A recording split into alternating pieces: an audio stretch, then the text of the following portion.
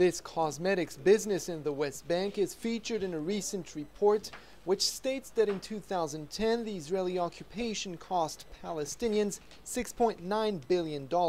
Normally pigment is a pigment. Why needs a permission? No need a permission at all. Omar Barham says that getting his raw materials from the Israeli port where they arrive from abroad to his factory in NABLUS is very complicated and costly. Since arrived to Ashdod till we get the gate pass, it needs maybe 8 to 10 days.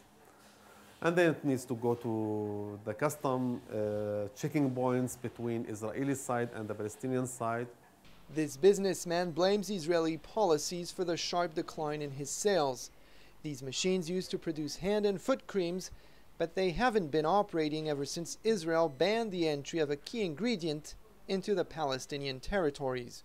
There is a very important raw material called glycerin, and it's not allowed to use it at all.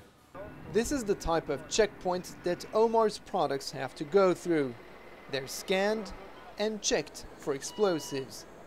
4 trucks are checked at the same time, and thereafter, once they leave this, if everything is cleared, they go to the other section of the terminal where they are offloaded and reloaded. The total process lasts 42 minutes according to the Israeli Civil Administration, which says that commercial exchanges with the Palestinian side are actually growing. Lieutenant Colonel Avi Shalev tells us that 500 trucks go through this commercial terminal every day.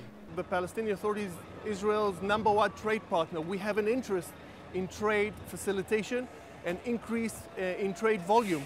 And in fact, if you look at the figures of the last 6 months, and generally speaking, over the last 4 or 5 years in this region, you see increased levels of trade. Most Palestinians, however, see no improvement on their side. This local politician points to yet another example of his peers paying a high price for the presence of Israelis in the West Bank. He says youths from the nearby settlement set hundreds of olive trees ablaze. هذه الزيتونة بدها تنعاد مرة ثانية، بدها أقل شيء من 7 ل 8 سنين. هذه إذا زبطت، لأنه عندكم هنا الشروش النار ماخذة مجدها في الشجرة.